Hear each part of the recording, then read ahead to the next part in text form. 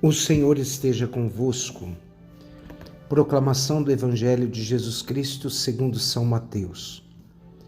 Naquele tempo, Jesus disse a seus discípulos: Não junteis tesouros aqui na terra, onde a traça e a ferrugem destrói, e os ladrões assaltam e roubam.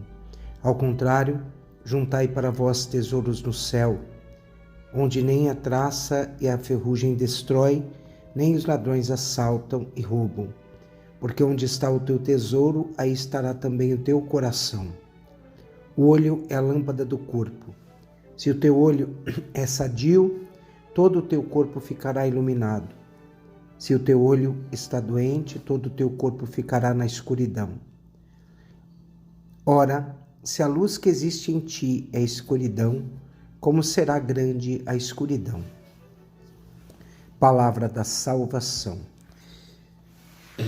Meus irmãos e minhas irmãs, nós estamos meditando o Evangelho de hoje, novamente repetindo dentro do contexto do Sermão da Montanha.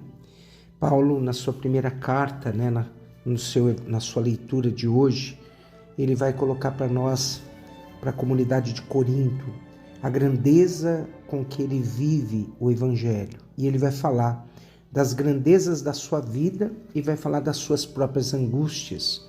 E vai falar pelo zelo que ele tem pelo reino de Deus, o reino de Deus em Jesus.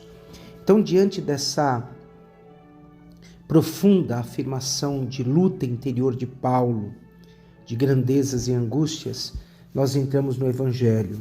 Ajuntamos tesouros no céu ou não? Esse contexto do Sermão da Montanha, lembremos que o primeiro Sermão da Montanha, a primeira frase do Sermão da Montanha nos diz: Bem-aventurados os pobres em espírito, porque deles é o reino dos céus. Dentro desse contexto, o pobre em espírito não é aquela pessoa pobre em si, mas é aquela pessoa que está aberta a receber algo sempre de Deus. Então, diante desse contexto, Jesus vai falar sobre os tesouros da nossa vida. Depois de falar sobre a esmola, o jejum e a oração dessa semana que nós ouvimos Jesus falar, Jesus fala do lugar devido do nosso coração. E nós vemos Jesus nos cobrando sobre a preocupação do homem estar profundamente enraizado no materialismo e no secularismo do mundo que nós estamos vivendo. Nós corremos o grande risco de nos sentirmos religiosos, participantes da alegria de Deus, mas somos influenciados profundamente por um mundo secularizado, um mundo onde Deus não existe, onde Deus não se faz presente. Então, Jesus nos cobra cuidado com a materialidade das coisas, de buscarem tesouros em coisas perecíveis. Então, devemos investir nas coisas de Deus. E a forma de investir nas coisas de Deus é lembrarmos aonde está o nosso tesouro, aí estará o nosso coração. E aonde nós estamos colocando o tesouro da nossa vida. E Jesus nos dá a indicação. Baseado na esmola, no jejum, na oração, ele vai falar que o tesouro do nosso coração está na caridade e nas boas ações que nós fazemos em direção aos nossos irmãos.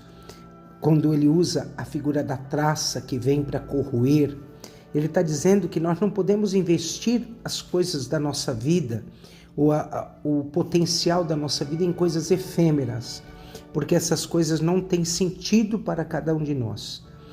Tudo que investimos para Deus tem um caráter de eternidade. E é isso que Jesus está dizendo.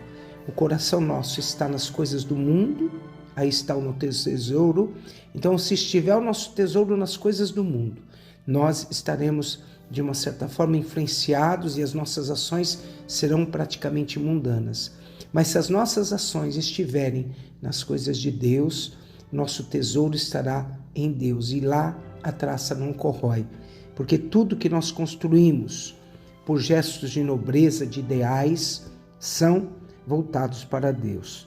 O pobre em espírito é desapegado das coisas do mundo. Nós lembramos de uma palavra que Santo Agostinho vai nos dizer: possuímos coisas terrenas sem deixar-nos possuir por elas, que não nos deslumbre sua multiplicação, nem afunde sua carência. Façamos que elas nos sirvam sem fazer-nos seus servidores. O homem, ele deve utilizar-se das coisas do mundo, mas não ser utilizado pelas coisas do mundo. O coração, meu irmão, minha irmã, é feito para Deus, e para Deus ele deve ser a conduta total da nossa vida. E para Deus nós devemos ser irmãos dos nossos semelhantes. E no final do Evangelho, Jesus também coloca sobre o nosso olhar. O nosso olhar é a janela. A luz que está dentro de nós vem do próprio Deus. Então, quando o nosso olhar é voltado para as coisas de Deus, nós naturalmente concentramos todas as coisas boas dentro do nosso coração. Portanto, essa felicidade, essa alegria não consiste em ter as coisas do mundo em nossa vida, mas consiste em fazermos com que a nossa vida seja um sinal maior na vida dos nossos irmãos.